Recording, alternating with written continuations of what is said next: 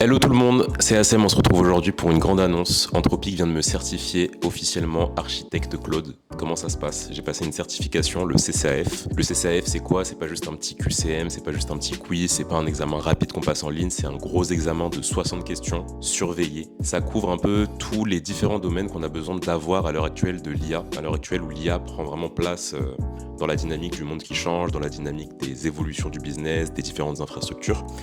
Pourquoi cette certification elle est intéressante? Parce qu'elle vient permettre de certifier l'expertise de certaines personnes. Elle est délivrée directement par Anthropic, donc vous vous inscrivez sur le site, vous passez les différents cours, vous passez les différents quiz pour voir si un peu vous êtes prêt. Et quand vous êtes finalement prêt, vous pouvez vous inscrire directement sur la page d'Anthropic pour 125 $ à peu près. L'examen, il va couvrir 5 domaines, tous super importants, tous hyper compliqués quand même à apprendre.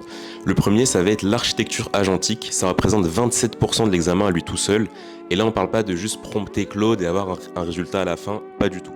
On parle de concevoir des systèmes où des agents IA prennent des décisions tout seuls, utilisent des outils, vérifient leurs propres résultats et se coordonnent entre eux. Donc ça va être toute l'architecture, vous savez, agent, sous-agent, on appelle ça l'architecture hub and spoke du coup. Des pipelines, des boucles agentiques avec des stop reason. Si tu sais pas ce que c'est un stop reason tool use par exemple, ça sert à rien, tu passes pas. Donc ça c'est pour le premier morceau. Tu as ensuite le Claude Code, donc ça représente 22% de l'examen. Et c'est pas juste installer Claude et lancer une commande, pas du tout. C'est pas juste le pflag, pas du tout. Ça va vraiment beaucoup plus loin que ça.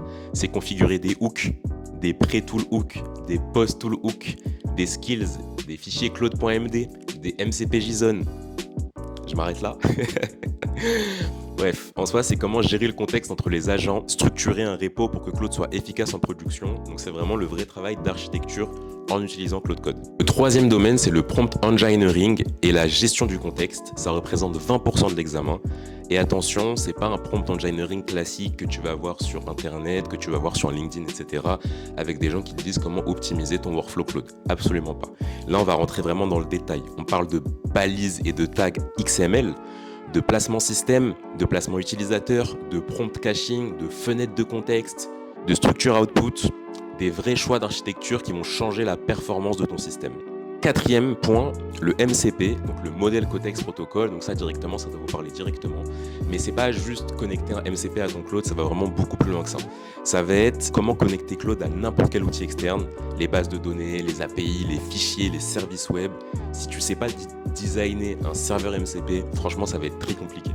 D'ailleurs, de manière globale, ce que je vous conseille, avant toute chose, c'est d'utiliser Claude avant même de passer l'examen, avant même de tester vos connaissances. C'est vraiment d'utiliser Claude, de voir comment ça fonctionne, de voir dans le concret quelles sont les meilleures pratiques possibles. Vous avez énormément de data et de ressources sur Internet.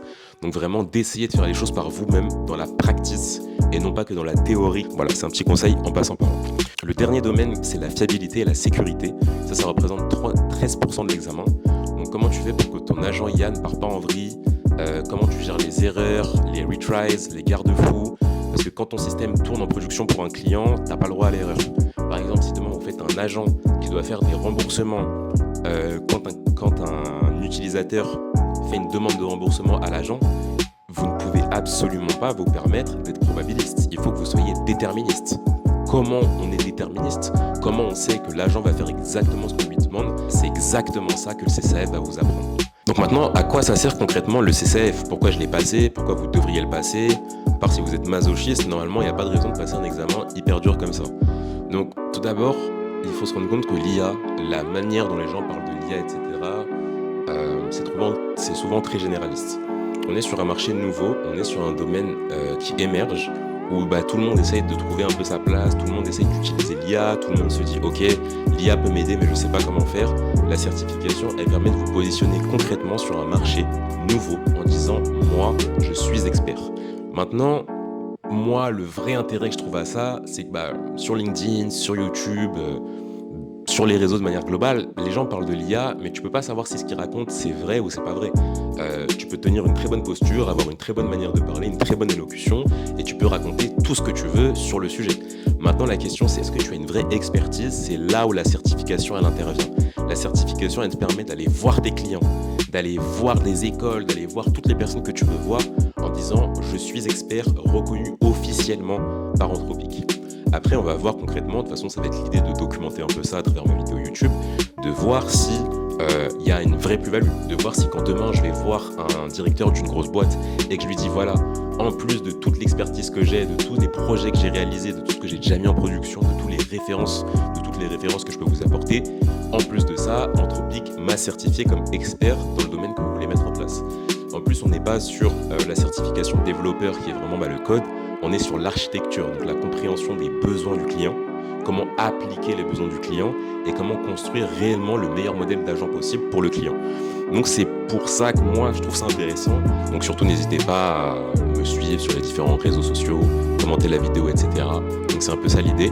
Maintenant, moi ce que j'ai à vous apporter aussi, vu que je suis un des premiers en France et en Europe à le faire, c'est de prendre le lead sur la formation par rapport au CCF. J'ai déjà un groupe de 14 personnes que j'aide sur la formation, sur la compréhension des meilleurs use cases, des meilleures practices. L'idée, c'est vraiment de pouvoir créer le plus grand groupe. C'est pas payant, il n'y a pas de formation payante ou quelque chose comme ça, pas du tout. C'est vraiment histoire de faire un groupe de personnes qui sont motivées à aller passer l'assertif, à aller se positionner comme experts et pourquoi pas potentiellement travailler ensemble plus tard sur un modèle d'agence.